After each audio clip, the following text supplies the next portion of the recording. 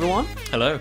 and welcome to another episode of Nich and Jon Is This, Evangelion. It's good to be back. It is good. I'm Nick. Oh, I'm John. Sorry. Oh, no. No, I forgot. No, I said it is Nick at the same time that you said I'm Nick. But it is good to be back. And I'm also Nick. And I'm John. Oh no. What's happening? The intro is as confusing as Evangelion itself. This is the body is willing. No, the mind is willing. The flesh is weak. Yes. This is a plague house at the weekend, and yeah, I'm still keeping my force field up. I'm confident I can get through this. Yeah, I maintain that you're probably safe at that end of the room. Yeah, for those of you who can't see, we are so far apart. There is so much cling film across every surface in here. Just it's like a web. But how are you doing, Nick? I'm actually very well. Yeah, I'm good. I'm tired, but I'm good. Very good.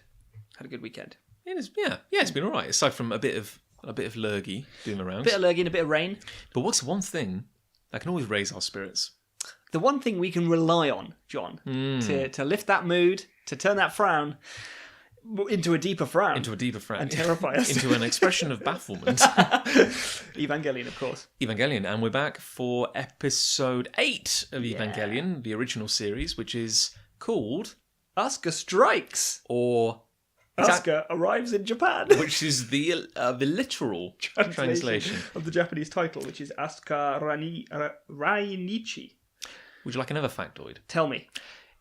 We refer to the giant alien monsters as angels. We do. Apparently, a better, more direct translation of the Japanese is apostle. Really? Yeah.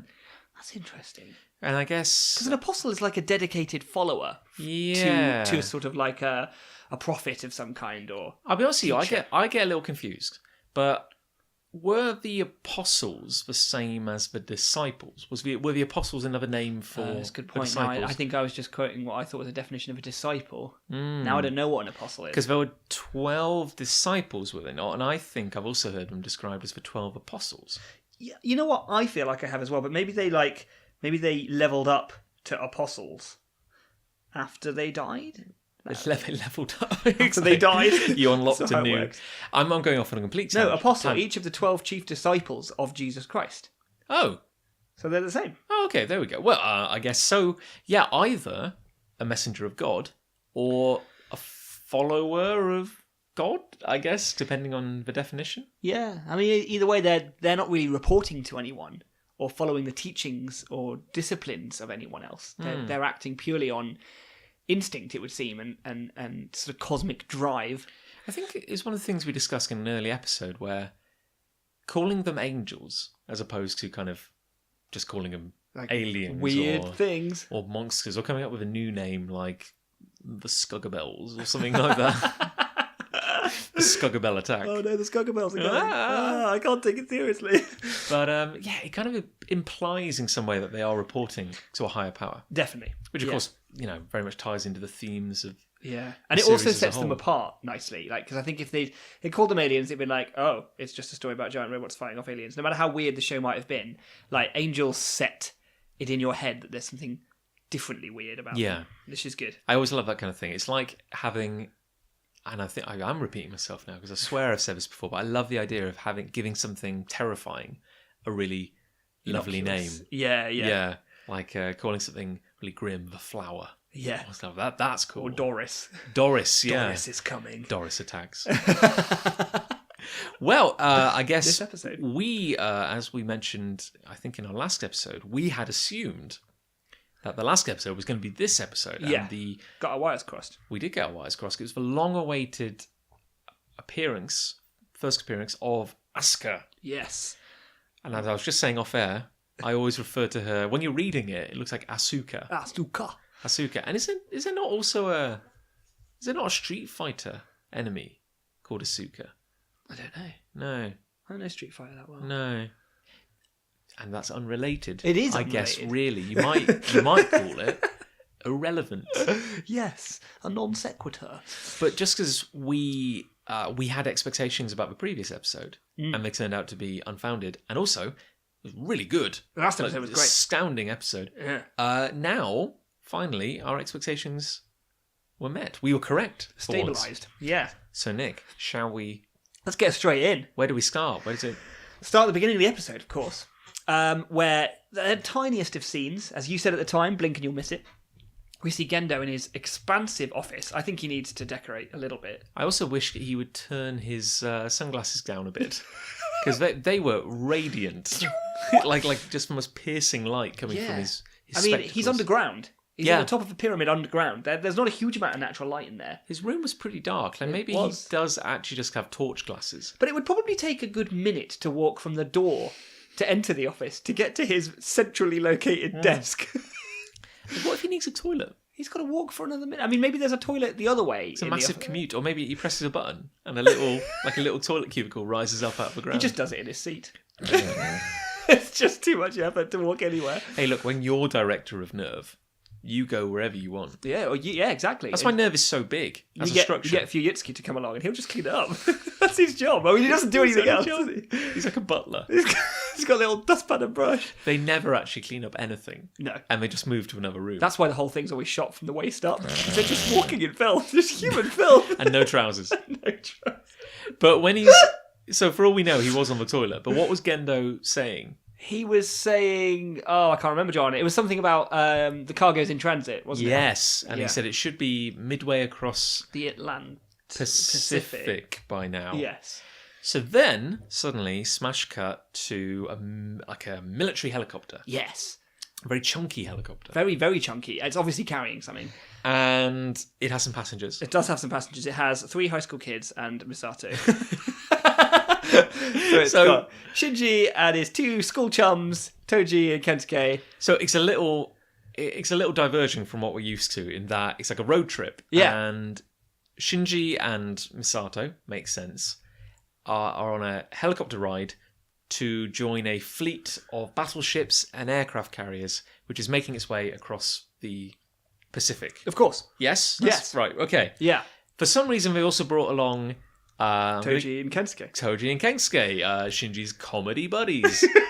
Kensuke is filming everything. You're choking on your own rage. I'm choking on these awful story decisions. No. He's filming everything on his little handycam. Because as we've learned before, he's a bit of a military nerd. He is. And he's spotting all sorts of things. He's calling out aircraft carriers and battleships and other helicopters and fighter jets and stuff. Like, whoa, look at that! He's like, look at that. That's a boat. Yeah. That's one of those boat 23s. That's a level 1 boat. That's Boaty McBoatface. Oh, there's another boat. Didn't expect to see that. That's a different variety of boat. I feel like this scene exemplifies what I consider to be the 2 schools of thought on making Evangelion, right? Yeah. There was a big group of people, I feel, wanted to make a family-friendly Monster of the Week adventure robot show with kids. And then there was 2 or 3 people, maybe just one, who wanted to make a cosmic, apocalyptic nightmare. And they somehow had to fuse these 2 things together. This one's weird. This one is like almost the definition of Monster of the Week. Yeah. Which is weird because you think about like Jet Alone, which should have been just the utter throwaway Monster of the Week. Yeah. And we learned we came away with so much. But this is what's so great about Monster of the Week stories, if they're done right. And I feel like Jet Alone and this episode, like, this could be what it was. Do you know what I mean? Like, I'm not necessarily saying it would have been better if it had been. Yeah. But these 2 episodes, and there'll be maybe more of them, make us feel like, imagine if that was the show. Imagine if it was like Avatar: The Last Airbender or Korra. Do you know what I mean? Like, imagine if it was like that. This is a very wacky episode. I think wacky is... But then there's also great action in it. There's some good character moments, and the plot is advanced and the mythology is enhanced. So, it does exactly what a Monster of the Week type show should do. But it feels like it's been inserted from a parallel universe. Like, if the entire series had been like this, it would have been a very, very different beast. Yeah, oh, definitely. And I think, because one of the weirdest things is, like, they're flying in this helicopter, and they land, and immediately it's like hijinks, and like... and this theme music starts. Not that isn't awesome, but we have to talk about the painting of 4 men. Oh, yeah!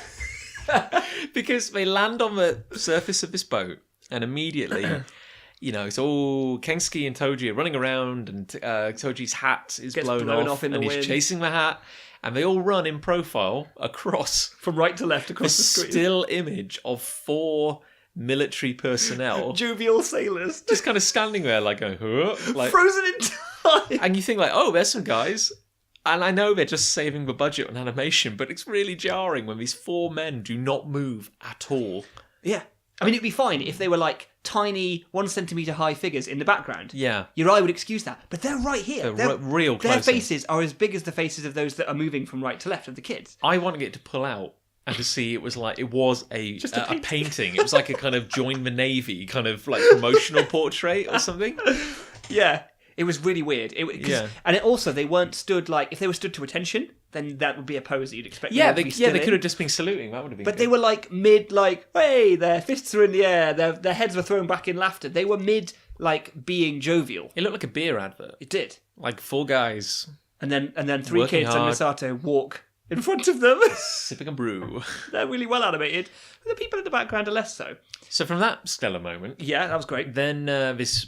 weird honky-tonk kind of country western blinky-blonky country western guitars, and we're like, oh, haven't heard this one before. Yeah, but we were like, I bet this is the Oscar theme. And then the hat is blowing along the ground, Toji's chasing it, and then suddenly a girl's foot comes down and steps on the hat. Steps on the hat. And Misato is like, oh, hello, Asuka, you've grown. Yeah.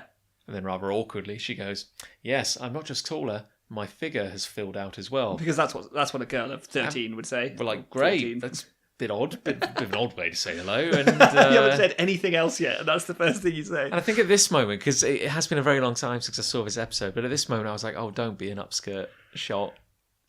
And I remembered it was coming. You know it's coming, and... Just as she gets her big screen reveal, this is who Asuka is, and she says her name... Then the wind blows, and we don't see it. Some credit, we don't actually, for once, incredibly, see up anyone's skirt. It's wonderful. It's sort of like a cheeky cutaway, and we hear, and that's when the title card comes up with Asuka Strikes, and quite humorously, the words of the title appear in time with slaps. Someone's being hit. Obviously, are Shinji, Kensuke, and Toji all being slapped. Well, Toji's the only one with like an imprint on the side of his face. Shinji had an imprint as well. Oh, did he? Yeah, but Kensuke was crying and didn't have an imprint. Oh, seemingly. But there were definitely 3 slaps. Yes. So, I mean, hijinks just like it's. But also, like Toji was on the floor, like picking up his hat, so he obviously had a front row seat. But Kensuke and Shinji were far away next to Misato, and then the wind blew, which was no one's fault, and then she goes around hitting people. So she's made a great first impression there. I guess I don't know. This is weird. It could be said that it's like this is an introduction to her character, and she's brash and in your face and aggressive, and she's everything that Shinji isn't. Yeah, but it's like even just talking about this scene, I'm just like, oh, this could all just be summed up as hijinks. Like I was struggling to kind of be engaged in it. I feel like everything you said about her character was true, and they wanted to introduce that and make that very, very clear. That we've got a new pilot on the scene. You've seen 2 already. Here's a 3rd. She's nothing like anyone you've already seen. That's fine. But the driving force behind the scene was an upskirt scene. Let's be honest here. And for all we know, we are watching a European edit of it, and maybe it was more graphic. Oh, you never know. A Japanese edit. I don't actually know. And then then suddenly Toji, because he's like saying, "Why did you slap me?" And she's like, "Well, you looked at my skirt." That was the cost. I'm paraphrasing, and she's very like kind of. I think it was a bargain. She's quite like sexually aggressive in an odd way. Like she's kind of she's just like, yeah, deal with it. I'm a woman. What are you gonna do? And then he just goes, well, fine. And then he takes his trousers off to kind of like say, look, I saw up your skirt. You can see down. And again, we don't see it, but mercifully, his dangler is out there. But it's like out on deck in front of loads of frozen in time soldiers. I guess it depends like how meta you want to say it is and how much credit you want to give the creators, because it's like we talked about the awkwardness of that whole scene where Shinji walks in on Rei and she's naked, and which is still much worse. And but we talk about how the point of that, like maybe the point of that scene was to demonstrate that Rei has no personal boundaries and doesn't think of herself. And we're like, I guess we have learned something about the character. And maybe the point of this scene is to show that Asuka is sexually confident and aggressive, and wild. But it's like, did it in both situations? It never required nudity. It just never did. It just had to and it's all done in this really kind of. I've got this weird plinky plonky kind of shucks kind of like, and a good point as well, because Asuka is meant to be German Japanese, I think, of dual nationality, and yet for some reason her theme is American country and Western. It doesn't make any sense. And it's funny because I remember when I was first watching it as a kid, so much of like you could argue the subtleties of the show wash over you when you're watching something like this for the first time. So much to take in, and it isn't until you watch it fourth or fifth time you actually start to realise, oh, they said that there, oh, they did that. And I remember one of the first things is that the fact she was German completely washed over me. Yeah. But the fact that she was dual nationality didn't. And I did, as a kid, think she was American. Yeah. And I bet that's the music's fault. And I don't know, I'm not stereotyping Americans here, but the way she is presented, and written by a Japanese stereotypical, like way you'd write an American, and it is, and I think even they're being transported by like the UN Navy, because the Navy is like the world power now, but they come across as American, as in is like the pride of the fleet. It seems like a big American naval presence because Germany now. It's not really known for its navy. If you think, where did they come from? Because if they're crossing the Pacific to Japan, then they must have come from like the west coast of America. And I thought, because again, this hasn't come up in the series yet, but I thought that Germany built Unit 2. Yeah. And because like... And America built Unit 3. Is that right? Because it blows up, doesn't it? Later, sorry, spoilers. But later in the series, like there's talk about the Americans are trying to build another unit. Yeah. And doesn't something go terribly wrong? Yeah. So it's not like it's like every nation is trying to do one, is it not? But if you were going to do like a stereotypical German character, that is not the way you'd go. No. And I commend them for not going for stereotypes. That's good. Like, we don't want stereotypical storytelling. But it's told in kind of like broad strokes, isn't it? It is. It's like, you wouldn't blame it for it. No, and it's like, but instead we have this incredibly gregarious... Yeehaw! Character.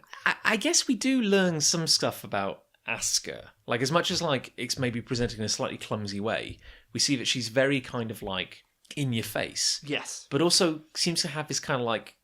It's coming from like a place of weakness. Like insecurity. Massively. Major insecurity. Has to feel she has to like prove herself. Even from minute one. Because, I mean, the conversation...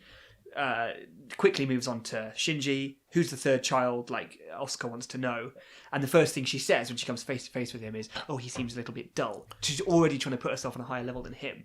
Yeah, and she's got a very high opinion of her piloting ability. Because, of course, like, because again, we're kind of not really going over the plot with like a fine-tooth comb here because there almost, at this point, isn't a lot. Not at this point, no. Because they talk and then they talk. But stuff is revealed like that.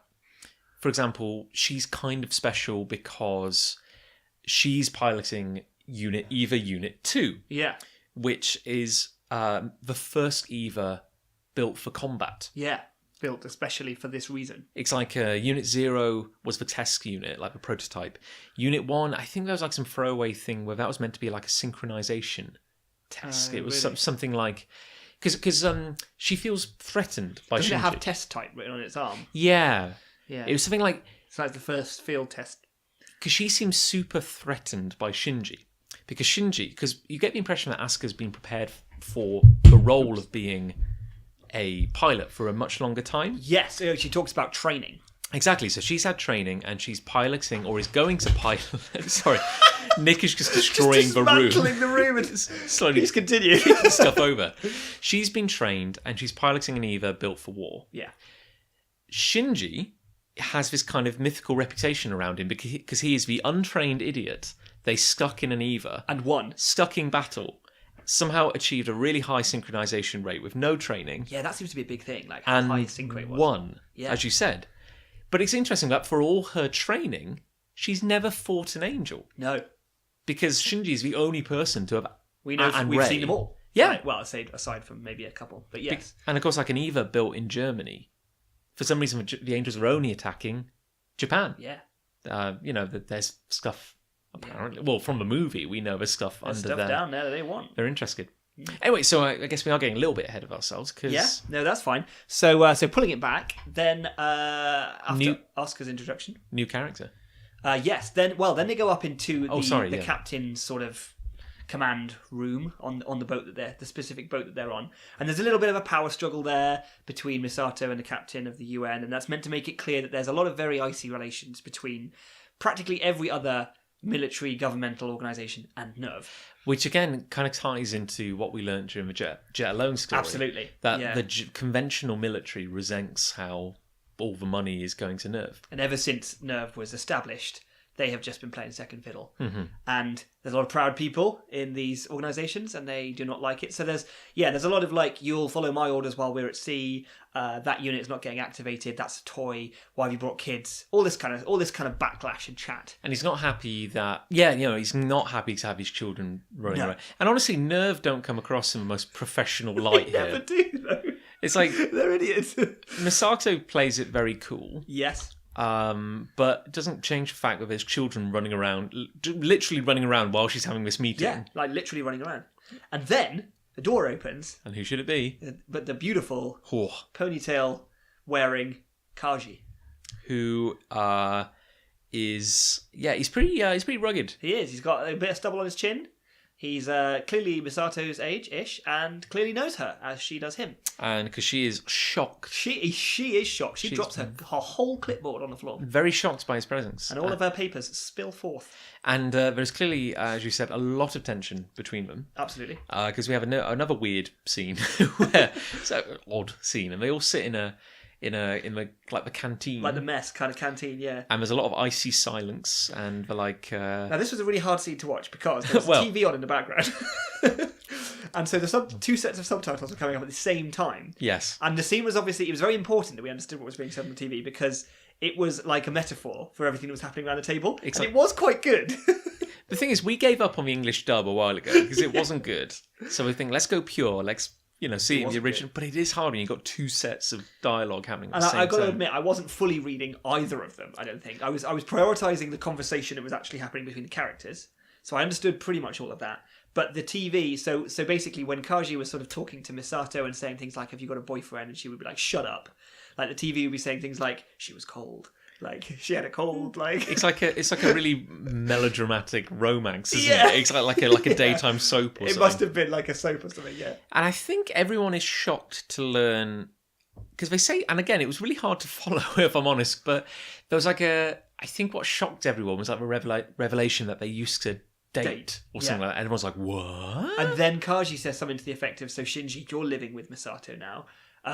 She's still like something in bed. She hasn't changed or something like that. She's still a slob. And then everyone's like, because they think like, what, Shinji's sleeping with her? Which of course he isn't. And then there's a whole bit of the conversation where Asuka is talking to Shinji and trying to one-up herself over Shinji. And again, the voiceover on the TV follows that in a funny metaphorical sort of way. It's hijinks. It is hijinks again. And I'm pretty sure the music's playing a lot of hijinks, but... And there's lots of really comical comedy cartoon faces. Like big eyes, like... Yeah. Yeah, that's probably one of the most weird things about this episode. A lot of it is played for laughs. Yeah. Not all of it hits home. No. But they're really, hitting for those fences. This is what I mean by there being two approaches to Evangelion, because I feel like an entirely different creative team were in charge of at least these scenes, and maybe even this whole episode. I guess it's like they must have, as we've discussed, like they must have had different writers like doing stuff, because on a series this long, it must be like who's gonna do this episode? Who's going to bring something to the table here? Probably, yeah. But what was interesting? Yeah, but they do say because there's an obvious parallel here where it's like Shinji, young boy, kind of chaperoned by an older, attractive woman. And then, of course, the inversion of that... It's Kaji and Asuka, of course, Because they say something like, why are you here, to Kaji? And he says, oh, I'm accompanying Asuka. And Asuka knows him, clearly has known him of old. And I think it's safe to say, probably has a bit of a crush on him. I think so. Is, maybe like an inappropriate, like she's young, he's obviously maybe at least double her age. Yeah. And so, there's a lot of rivalry. She feels jealous of Misato, she feels jealous of Shinji because, it's just a whole hot mess, basically. Yeah. And then... The only sane one among them all is Shinji, really. Because Kensuke goes mental. Toki's just obsessed with, all these women around him. And, Misato's angry. Kaji's trying to pick a fight with Misato. Asuka's trying to pick a fight with Shinji, but Shinji doesn't care about anything. Best I can say for Shinji is that, he comes across quite well. Yeah. Reflects... This is the recurring theme of everything, isn't it? Compared to all these utter Fruit Loops around him, he's doing pretty well. He is. I mean, even... I'm going to get his name wrong again. Kaji? Yeah. Kaji. He comes across as... He's not totally insane. No. At the same time, doesn't conduct him. We don't know anything about him. No, but he's brand new. Given that he appears to be chaperoning the third child. Fourth, I guess. No, she's the second, sorry. Oh, yes, she's the second. They number them in a weird way. Shinji's Yeah. So chaperoning the second child. So one of the most, again, like Shinji, one of the most important resources known to humanity. So he's clearly important. And yet, his demeanour, he doesn't act like a super high-ranking nerve official or anything like that. Like he's so like chilled and like laid back. Yeah, very laid like back. A child.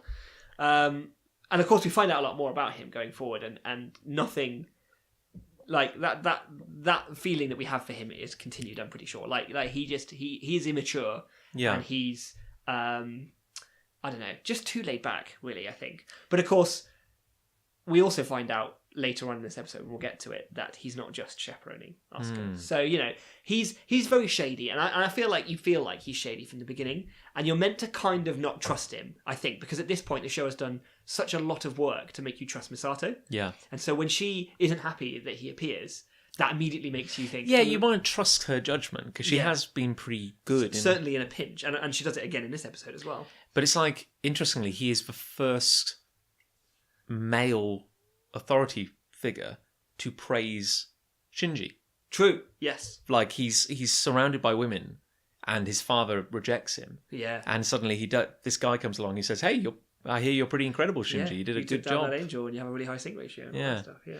So I think I think what happens next is that like Asuka kind of goes to Shinji. He's like, "Hey, I want to show you something." That's right. I mean, I think there are a couple of scenes where we see that we see Asuka and Kaji together. And and they're swinging. She's swinging on a railing, and he just says something like, I can't remember what he says. Is he not talking about Shinji or something? Like she says like, "Oh, he's not that impressive." Yes, that's it. Yeah, that's it. Yeah. Yeah. But yes, then basically it all comes. We get all of this chat, but also like there are quite a few boats. Yeah. And like there was the main boat they were on where the admiral was, and they were talking to him. But then somehow, and we were wondering, how did we get there?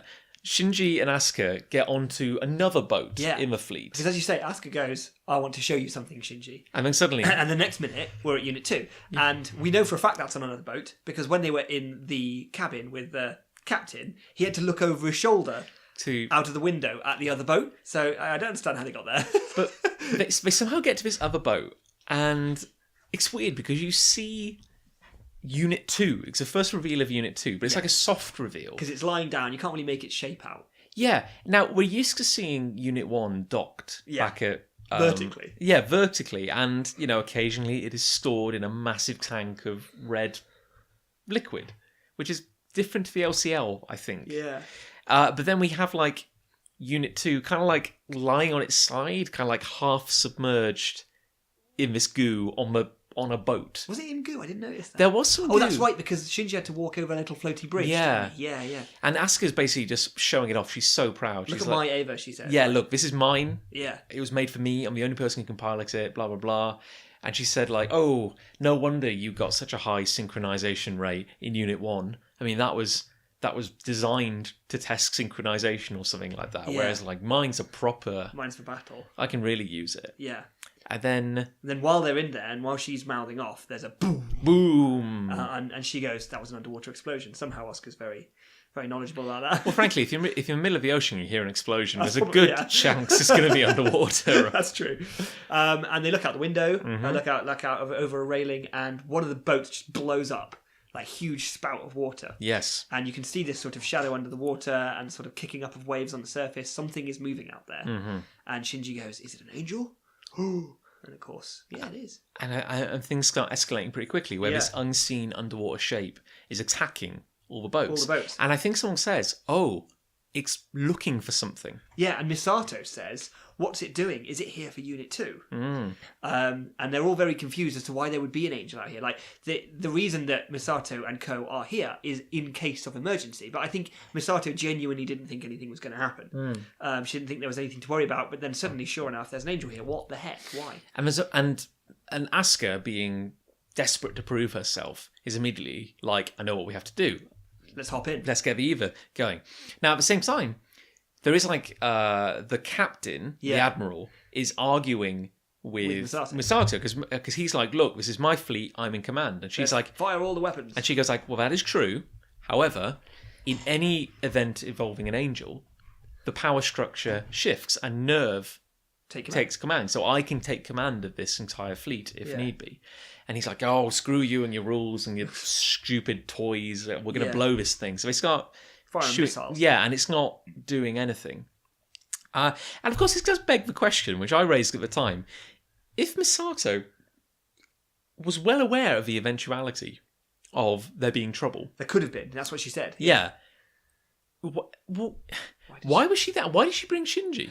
Why did she bring the other kids? Well, Gendo makes a weird comment, because around this time as well, Kaji's on the phone, looking out the window on his little telescope thingy, watching this all crack off. Very, very calm. He seems utterly calm. I'd be terrified. Yeah. The ocean is terrifying at the best of times. We've seen 2 boats explode by that point. Yeah. All it takes is for his boat to be the next one that explodes, and he's dead. There's only like 13 boats or something. Like, you're not safe, Kaji. Yeah. It's terrifying. Just because you're on the biggest boat. And he's so lackadaisical about this. He's clearly on the phone to Gendo, and Gendo says something to the effect of, oh, don't worry, you've got a new Ava, you've got the pilot, and I saw fit to send a spare.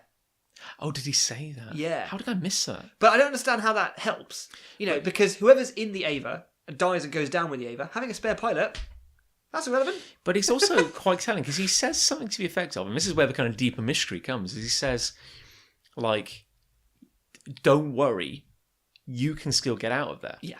Yeah, you can leave. But it's interesting because he wants something that Kaji has. Clearly. That's very important. But if you think about what he's saying, it's like, he'd be willing to sacrifice an entire Eva. And 2 pilots. Like 66% of the pilots on the planet and a third of the Evas that they have. Just to get whatever Kaji has. Yeah. That is what is inferred from that phone call. Yeah. So, meanwhar, Asuka, being a loose cannon... Bit of a rebel, but she gets results. Damn it, she gets results. Also, appears to be on a completely unstaffed boat. Yeah, there's no one around. Don't see a single human. Opens up the entry plug, hops in, gets Shinji to wear a plug suit. She puts on her plug suit, which is red, obviously, like Unit 2. Mm-hmm. Shinji has to wear one of her suits as well. Which is a bit embarrassing because it's got boobies. A little bit more comedy. So many hijinks. I'm surprised we didn't have a techno remix of her weird kind of honky-tonk bluegrass theme. Well, we'll get to techno remixes. Oh, yeah, that's a good point, yeah. They hop into the entry plug. Yeah. This is the first of many... No, I'm not going to say the first. It is one of the more baffling moments in the series. Because by Evangelion's own established law, it made a great point of this in episode 4 or 3. If there is more than one person inside an entry plug, you get massive confusion. Yeah. Because it can't read 2 brains at once. And I don't know what they did to get around Toji and Kensuke being in it that time. I don't know either. Because at the end of the day, Shinji still fought the angel, despite the thought noise. So anyway, so you're right, it was surmountable. He did get over it. They clearly did, but still they made a massive point of it. Yeah. And so sure enough, like, they both pile into the entry plug. Shinji sort of sitting behind Asuka's seat. Yeah. And she powers it up and she speaks German to power it up. Yes, which was interesting. Yeah. But she says she goes through like a kind of launch sequence in her head. Yeah, yeah. And then there's like brrr, brrr, brrr, and everything's flashing red and it says error in German everywhere. Yes. And this is obviously because of the thought noise. And it's a bit more hijinks. Yeah. But she dragged him into the entry plug. Yeah. Confined space. And then she keeps going like, oh, don't touch me. You're sitting so close. Yeah, and it's also like sexual hijinks. But then she goes like, oh, you idiot, you're confusing the system. Thinking in Japanese. Why are you thinking in Japanese? And he's like, well, that's my language. He's like, you doofus, think in German. And then he just goes, oh, strudel. Frankfurter, like sausage. Like just goes... And she's like, oh, fine. And so, fine, I'll switch to Japanese, which is obviously what she should have done from point 1. Also, Mr. Angel, I have a question. Does it not normally take a team of like 5,000 technicians to launch an Eva? At a massive facility. How does she do it? Maybe. They're only doing that for employment contracts. We built this massive facility. We need to fill it with people. We're going to provide 60,000 jobs, guaranteed. Could we be charitable and say it's because it's a combat-ready Eva? Yes, John. That's what we should do. It can be activated on the fly. Even though it's operating with B-type equipment. Yes. Which is mentioned probably 27 times. No Do we know what B-type equipment is at this point? No, we have no idea what... So everyone's like, oh my god, they can't fight in an aquatic environment. It's only using B-type equipment. It's only got B-type armour. Not that we've ever seen an Ava fight in water yet. Anyway, so you could have just said, they're not equipped to fight in water. What does the B stand for? Buoyancy. That's completely irrelevant. It can't do it. And I completely lost my train of thought. Well, anyway, yes, so they activate the Eva. Yes. After switching to Japanese, and in a glorious revelation, it gets up, still in its sort of tarp. We've still not seen it properly, have we? No, because we can really only see its feet, and then its tarp. This is very cool, actually. Yeah. And then Misato, sort of mid-fight with the Admiral, sort of leans out the window and goes, yeah, go Asuka, because of course she's in this power struggle, she can't authorise it, and she's actually quite happy to see that Asuka has just gone ahead and do it. Nobody seems particularly scared. No. Arguably, there's a much greater chance of them dying right now than there has been in any previous battle, because all they have to do is fall off the boat and they'll die. Especially when a giant, 100-foot shiny red robot is leaping from boat to boat. Yes. I mean, Misato acts rather oddly in this episode, I feel. She's never... The severity of what's happening never seems to register on anyone. I don't know. But yes, you're right. So the Eva Unit 2 is under a massive tarp, and then suddenly... leaps into the air. The action music starts, and it does, frankly, a pretty awesome landing. Yeah. On another boat. So it is like playing like leapfrog, because it has only the surfaces of these boats to play with. And its power counter is already counting down from a minute. That's the only charge it clearly had in a battery was a minute's worth. And it's now wearing the tarp like a pretty awesome cape. Yeah, like poncho cape thing, like a Western cowboy. Which is just shamelessly awesome. It's just undeniable. Bravo, guys. Yeah, you won some brownie points back with that one. But it's leaping to get to what the helicopter had brought, which was the plug. Yes. Plug something. God, I'm glad you were paying attention. Apparatus. It is, it has brought a plug. Yes. Well, Misato has brought a plug with her in case of emergency power-up. Okay, so normally an Eva runs off the national grid of Japan. Yeah.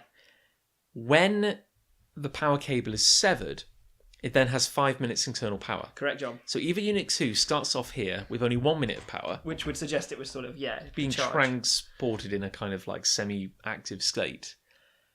But then when it's plugged in, does it at that point get ongoing power? Yes, because they mention, you see the display go to 88888888. Yes. Which is what it always does when the power's full.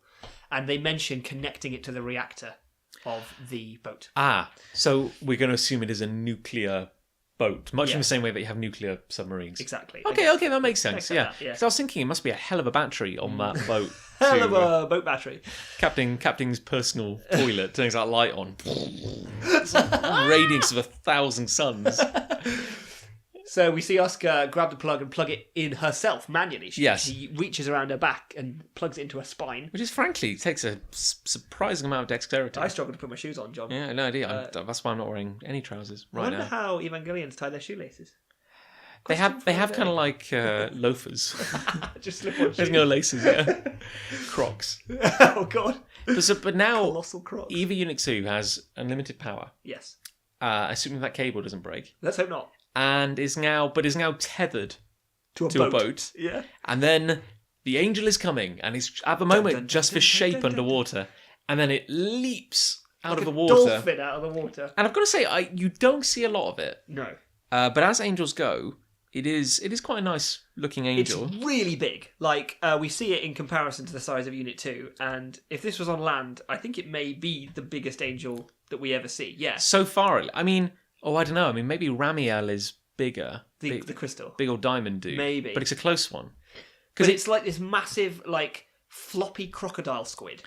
It looks very prehistoric. It does, actually, yeah. And it's very long. Very, very long. It might be like the longest angel. Bright white with an almost different coloured underbelly, if I remember rightly. Yeah. And a really big, long maw. Like, massive mouth. I've got to say, its weird little mask. Yes, like all the... Now, this one is called, I had to double check it, this is the 6th angel, and this is Gagiel. Or Gagiel, the H is probably silent, Gagiel. Yeah. Which evageeks.org, your number one stop for Eva-related news, absolutely, tells me vaguely resembles a mosasaur, which was a prehistoric aquatic you're showing me a picture, lizard. And it does resemble that. So yeah, And it leaps onto the deck of the aircraft carrier. Bear in mind, it's already much bigger than the boat. It just kind of like flops over it. Yeah. Bikes down onto EVA Unit 2. And EVA Unit 2 is like, it's tiny. Like, it's just in its jaws. It's like the size of a sandwich. Yes. To it. In comparison, yeah. And then it falls underwater. Pulling Unit 2 underwater. Yes. Now, Unit 2 is tethered to the boat. And we see this winch going...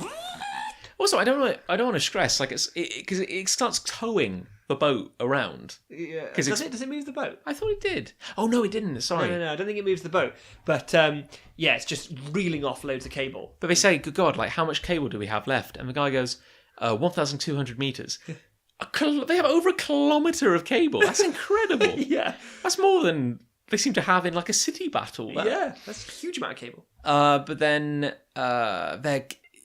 And also underwater. Yes. You see a whole sunken city. You do. A city with skyscrapers, traffic lights, street lights, roads, buildings, and you see a sort of aerial shot of it as the angel is pulling the cable and sort of smashing into the ground. And you see it leave this sort of wake of destruction through an abandoned, sunken city. It does make you wonder exactly where they are then, because they can't be in the middle of the Pacific anymore. This must be a Japanese... They must be close to Japan. This must be a Japanese suburb or city which has been, I guess, submerged in Second Impact. Yeah. But I'm sure people mentioned a few times that Unit 2 is using the B-type equipment. Yes. It's underwater. Which apparently means it can't move underwater for some reason. And then I think the Angel disconnects from Unit 2 and it's just sort of hanging there underwater. Yeah. And Asuka's trying to operate the handles of the cockpit and it's just doing nothing. And Shinji's kind of like wrestling the controls as well. Like he's trying to do stuff, but EVA Unit 2 just isn't really not responding moving at all. And also around this time, a blue little jump jet appears on the surface of the boat. On the deck. And Kaji's in there with a little pilot. Not a little pilot, but he's got a pilot with him. Yeah. And he's like, hey, Misato, I've got a package to deliver.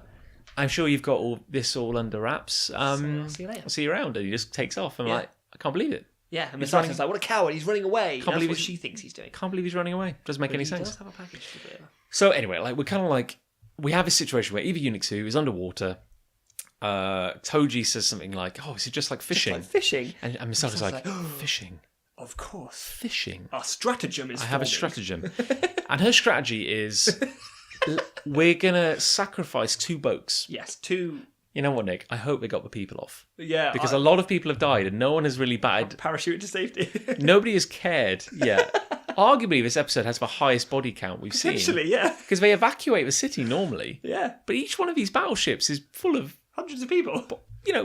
Poor seamen and women, kind of like, who are just all dead. They are dead. Lots of people have died. Somehow they're going to force 2 battleships. Yes. Underwater. Yes. Like sort of heading down at an angle, in the exact same angle as the fishing line. Yeah, like they flooded it. They've scuppered the boats. Yeah. And they've connected them to the cable. Oh, they connected to the cable? They're kind of like... I didn't realise they were connected. And I think the idea is that they use EVA Unit 2 like bait. Yes. So that when Gagiel grabs onto Unit 2, they then start wheeling in the cable. That's correct. It must be a hell of a motor on that cable. Now, if they're wheeling in the cable, the boats can't be connected to the cable because they go the wrong way. You're right. So I always thought they were just following the cable. Which is very precise. Well, good work to them because they did a good job. If it's manned, then that makes sense. But if they're unmanned... How are they doing that? Are they remote controlling these boats somehow? Because, as we said, they're all dead on board otherwise, because these boats are going to go fully underwater. So, the idea is that Unit 2 will be used as the lure. Yes. We'll wheel in this angel, and then as it's coming up, EVA Unit 2 has to get the angel's mouth open. Yeah. And we will drive these 2 sinking battleships into its mouth.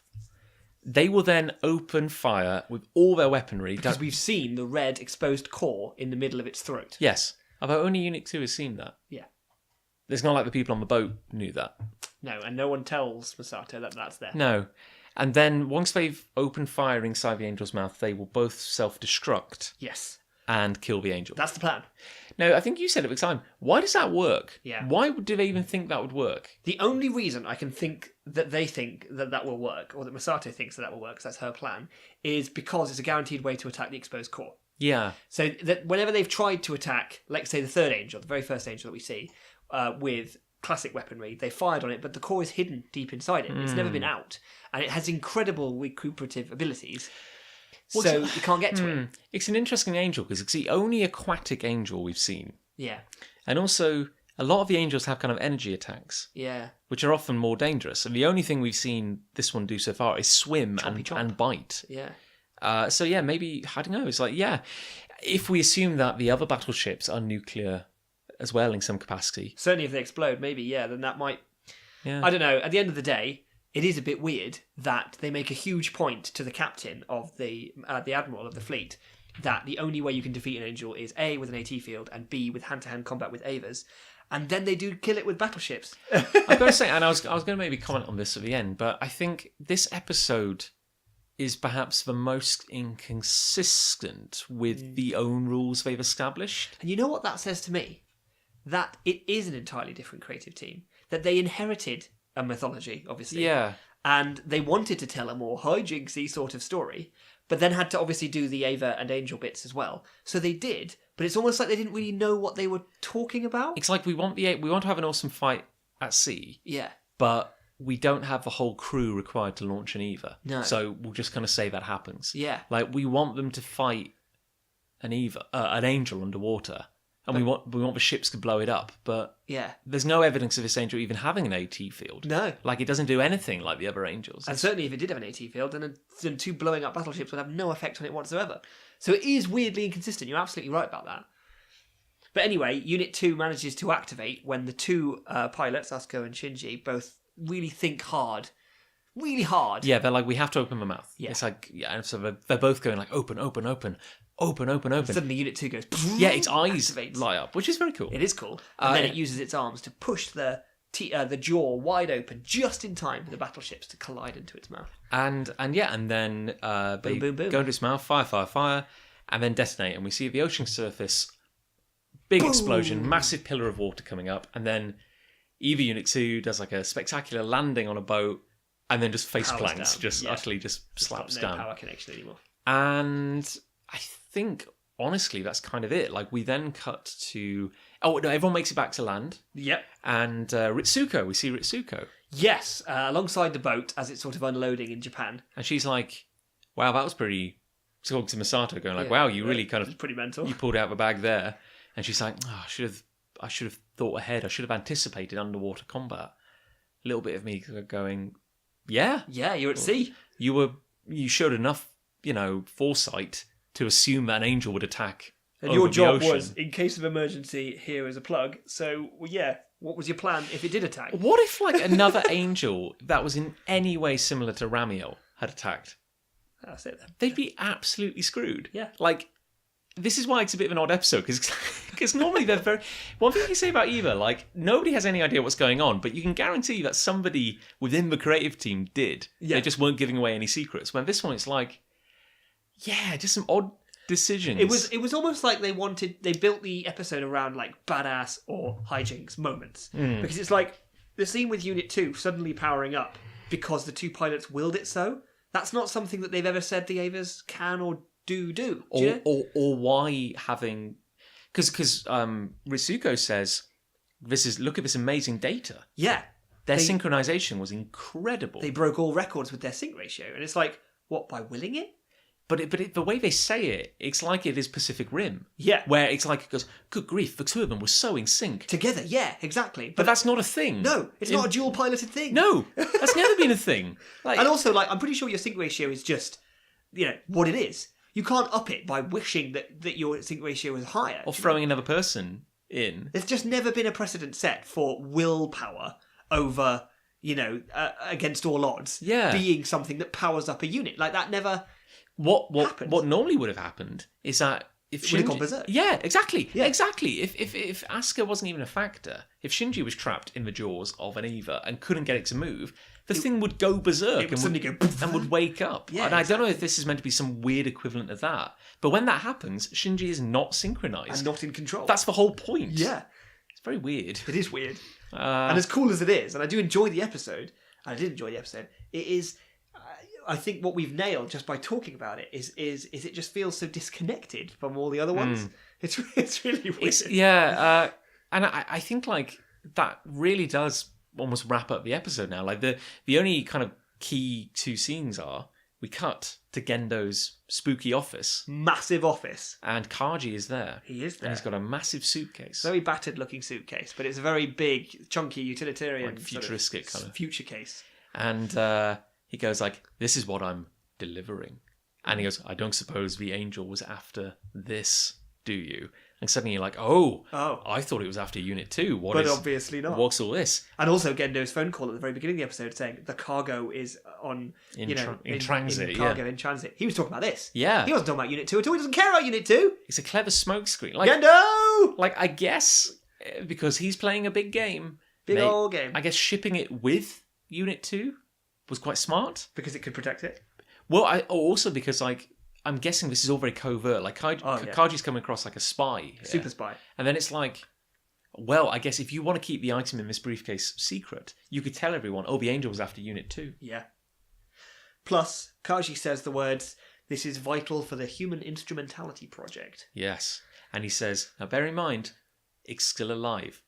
Yeah. We've sealed it in, like, Dura Bakelite. Like, yes.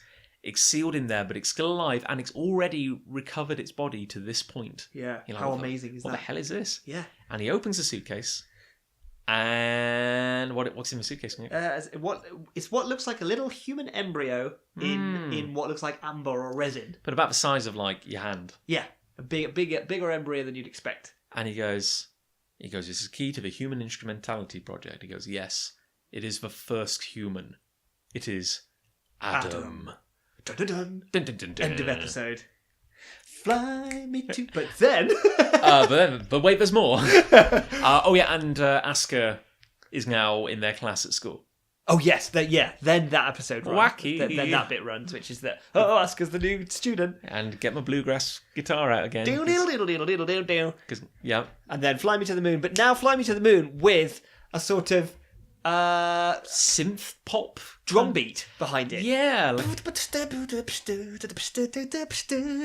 and we were thinking, like, I don't recall the end credits music ever changing. And also, we were doubting ourselves as well, because I wondered whether the intro credits had changed. Yeah. Because Asuka features in it now. Yeah, because like there's a bit, the classic intro, which everybody has become iconic. But it's like... the two silhouettes of two girls. You get a silhouette of two girls moving past the camera vertically. And it's like, I swear before they were both Rey. And now... now one is Asuka, who has longer hair. And also Asuka does appear in some of the flashy sort of bits. And we were suddenly asking ourselves, was she always there? You joked like before we just had kind of like filler panels. Just like, when you don't have a JPEG on your computer and you get that weird little broken... like a square, circle and triangle with a broken line through it. Insert file here. Oh my god! So, that is the wrap. That is the episode. Nick, what are your thoughts at the end? Well, it's funny. Like, I got to the end of it when we were watching it, and I was like, "Yeah, that was pretty fun." I enjoyed it. And then since we've talked about it, it's really driven home how I think it was written by like a substitute teacher or something. Like, call Gary in, he can do an episode. We've got a gap. And Gary's like, what's this show about? What's it about? And it's like, no, it's about robots and fighting. Guys, I've got 5 minutes, keywords. What have we got? Robots, kids. Right, okay, so family friendly? No, I'm going to go with that. All right. It's a cartoon. Cartoons for children. So what's this about an AT film? Forget about it. I'll tell you what, I'll give you 5 minutes of japes. You got 5 minutes of hijinks. We'll have a bit of a little bit of lady. It's what I call the Gary recipe for success. You get a bit of thigh, bit of laughs, action. Job done. I think this will come to be known as a Gary episode. And if there are future Gary episodes, then we can refer to that. Gary read the notes, damn it. Gary did his research. Yeah, he did, and he made this. And everyone went, I guess we've got to shoot it. And like they're looking at the finished product, and they're like, and Gary's like, tell me I didn't deliver. And they're like, well, it's not quite what we had in mind. He said, but has it not done everything, which Evangelion does? And we're like, well, yes, I guess. Yeah. It's little things like, you made the valid point of no one mentions the core. Yeah. I bet in the script, there's no mention of the core. Right? Yeah. So Gary's script, right, is, oh yeah, we just jam a couple of battleships in there, blow them up from the inside, Angel's done, it's over, right? And then it gets right to, like, drawing, and someone's like, it needs a core. And they're like, what? There's no core in this script. We'll fix it in post. Just draw it in. Just draw it in. It's fine.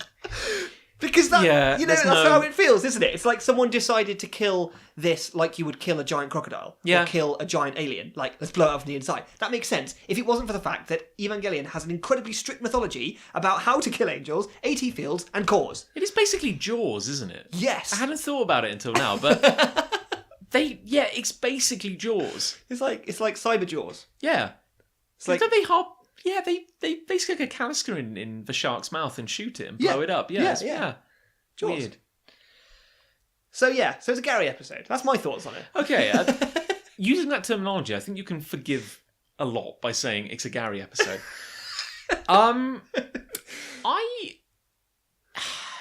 This is a complex one. It is, because I had kind of fond memories of Jet Alone. Yeah. And actually... that superseded.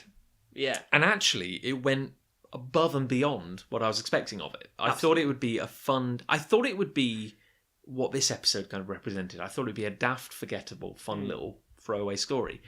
It actually elevated the series. This one was like... I kind of had this idea in my head of what it would be like. And actually... maybe disappointing is the wrong word, but it was kind of just like... it felt very... average. Okay. For me, bordering on maybe slightly below average, like, because it did a lot to drive the story. I don't know. I'm really confused about it. Like, it introduced a lot of new stuff. I feel like it just plateaued. You know, yeah. Like, maybe it wasn't on as a high as Jet Alone. Yeah, but it's like it didn't really do anything wrong. That's it. That's it. Maybe that's the definition, isn't it? Perfectly delivered. It just didn't do anything special. No. And really the only mythology that it furthered was this mysterious Kaji embryo Adam thing, which, although you could argue is significant, and knowing the future of the story, it is, at this point, you don't know what any of it means. So the words human instrumentality project would just go straight over your head because they're utterly meaningless. Now, I've heard it kind of said in some of the reading I've done around the community, a lot of fans talk about the series being saved when Asuka arrived on the scene. Really? Interesting. Because we talked about how it's been a bit of a bumpy ride so far. Definitely. And maybe the series was struggling to kind of find its voice. But there's definitely been an upswing. Like, the last few episodes were really good. Yeah. But can you imagine what the series would have been like continuing at this point if there had been no Asuka? Like, if the focus had been Shinji. My worry is that the kind of people, and I don't want to generalise, but potentially the perspective that Asuka saves the show is a little bit fan service motivated because she's very much the sort of the sexy fan service character. And although I think she does save the show by virtue of more interesting characters, a sort of competitive aspect to the pilots, and obviously just a new unit, I wonder whether, people maybe perceive her as saving the show for other reasons. Yeah, I mean, she's very she is... because this series has been around for quite a while and is very highly regarded, I think she's entered kind of like the pop culture as one of these kind of like classic characters. Yeah. But it's like she's very in your face. And I know she gets... obviously she has an arc and obviously she has a lot of her own problems as we learn. But it's like, this is such a weirdly japey kind of hijinky, kind of weirdly comic episode. It all just seems very... out of place, and I don't want to keep harking back to Jet Alone, but that seemed like Jet Alone was better. Like it came from a different show. Like the two are just complete diametric opposites. It's very... that's really what we're getting at. I think. Odd, I think Evangelion is trying to manage these two different narratives. It's trying to manage, like what I said right at the beginning, is this really dark, apocalyptic, cosmic, religious, metaphorical narrative, and then this like JP, kid-centric, monster of the week, battle mecha story. Yeah. And I don't know how successfully it merges those two, and instead what it seems to do is just swing from one to the other. And when we mire ourselves in either of those two, it gets lost. Because you talked about like back in the day wondering what would it have been like if it was a more conventional show? Yeah. And like if Shinji had been a more obviously heroic character. Yeah. This almost feels like a glimpse into that kind of parallel universe, because it's like Shinji, as I guess we will get to when we rate the episode, conducts himself really well again. And he does kind of step in as the hero. Yeah. Because Unit 2 only really activates and saves the day when Shinji takes command of its controls. Yeah. And of course, it's like, by presenting him with a rival who is super brash, super in your face, super like, I'm going to prove how great I am. Yeah. It can't help but cast him as more of a hero. Yeah. Because he is quiet, unassuming, But gets the job done. heroic in his own way, because he's doing something he doesn't really want to do. He has accepted that kind of cool... Yeah. That's very true, actually. And yeah, he just comes across as the most sensible person in possibly the whole episode, really. Which is, good God, that's saying something, isn't it? Yeah, it really is. Well, okay, well, look, should we talk impact? Okay. Give it a score. Because I think I've got a number in mind. Do you? And... Ooh, yeah, well, I'm gonna come out and say it then. You come out and say it. I think, and you've cemented my thoughts here by saying you think it performed perfectly adequately. Yeah. Did everything it had to, but didn't elevate it. I'm going to give it a 5 for impact. Okay. I'm going to go higher than that. I was going to say a 7. Interesting. And my reasoning is that some of what I base the impact on is the sort of... because of how little impact we had in earlier episodes, and that is usually due to the fact of nothing really happening. Fair amount does happen, and there's some strong action sequences, which for a robot giant mecha anime is fairly important. Yes. So I would argue that some of what defines impact is badassery with giant robots, which we did have with reckless abandon. So we could go half and half if you want. We could make it 6. Make it 6. Which is still a pretty respectable... Impact full score. Yeah, because there were some genuinely cool moments. I just think tone is perhaps the issue. Yeah. And I think the same material, arguably even the same script, maybe with some tweaks, but handled with the same confidence and kind of in its own language. Following its own rules, Yeah, I just think like there's certain moments... Could have doubled the quality of the episode. Yeah, it feels like... I don't know, it feels like it was directed by a different hand. It was a Gary episode, John. It was a Gary episode, yeah. Like I said, I feel the same material, but in the hands of the core team. It does feel like the sub-team. Yeah. Like someone else. The main team needed a break. Yeah. We could be completely wrong about this, but that's how it feels. It's a famous thing in anime, I know, that because I remember noticing it really more substantially in Gurren Lagann than any other anime I've ever watched. But then ever since I looked it up in Gurren Lagann, I then found out this happens a lot. Is that sometimes budgets and writing teams and things conspire to create the odd episode which is broken in some way. And I think it's something like the 4th, 5th, or 6th episode in Gurren Lagann. The art style completely changes. And it's something to do... I can't remember. I read the story, but I can't remember the details of it. But it's something to do with the fact that the primary art team either went on strike or weren't available because they were working on later episodes, which had a much greater demand of them. And so there was this weird sub-team that came in, and they just couldn't quite not only capture the style and look of the characters, but the quality of animation was rubbish. And the story was just about training Shimon, the main character, by chucking rocks at him. Like, that was the whole story. Yeah, no, and it was very simplistic, and nothing happened, and there was these big fluffy monsters were the villains of the episode, and they tried to eat them, but they turned out to still be alive. And there was lots of recycling of animation. It was really bad. It was an all-round really awful episode. And it was so standout bad that I ended up looking it up and finding out this whole story and finding out that a lot of animes have this 1 or 2 episodes here and there that just seem and feel completely wrong. It's like they've got to deliver. They have to get an episode out. But it's a Gary episode. Exactly. It's a Gary episode. And I think... that's what's happened here. I do. I think that's what's happened here. I think you could be onto something quite profound with Gary here. I wonder how many other Gary episodes there will be. I really can't wait now. If indeed there will be any. Do we have to add something to our to our on-screen graphic? Yeah, we need a special badge, basically. The Gary rating, yeah. Well, what about Shinji's score? Well, he performed pretty admirably in this episode. Yeah. Standard. He didn't act in the Shinji way that we defined at the beginning of this series. So I have a score for Shinji. Yes. I know I gave him a very... Last episode, we gave him half a Shinji. Yeah, I think I went 0. That's right. You went 1. That's right. And we split it down the middle. as is the biblical way. But I don't want to be repetitive, but I almost want to... Okay, well, I'll tell you my score again. My score is 1 this time. Okay, right, and the reason is that in Jet Alone, he did some very heroic things, right? He did stuff like cared about Misato. The way he acted and operated, we really commended in the last episode. This one, although he did some cool stuff, he was a less interesting character. He's more passive.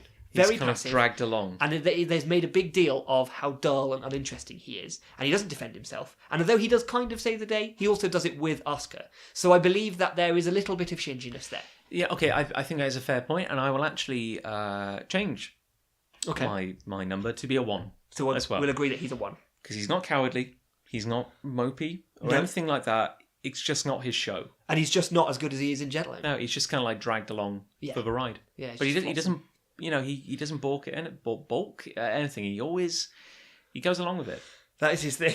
Yeah. It just gets carried along. To his credit, like he arguably would have been more effective in the main control seat than Asuka. Arguably would have been, especially if it was Unit 1. Yeah. So there we go. A 6 on Impact and a 1 on Shinji. Shinji rating. So there we go. A Gary episode. It's not going to set the world on fire, but it's certainly... It just kept the wheels turning, didn't it? It kept the cogs greased. And I think, for me, my memory, completely uncharted territory now. Yes, no, me too. I couldn't tell you what the next episode was.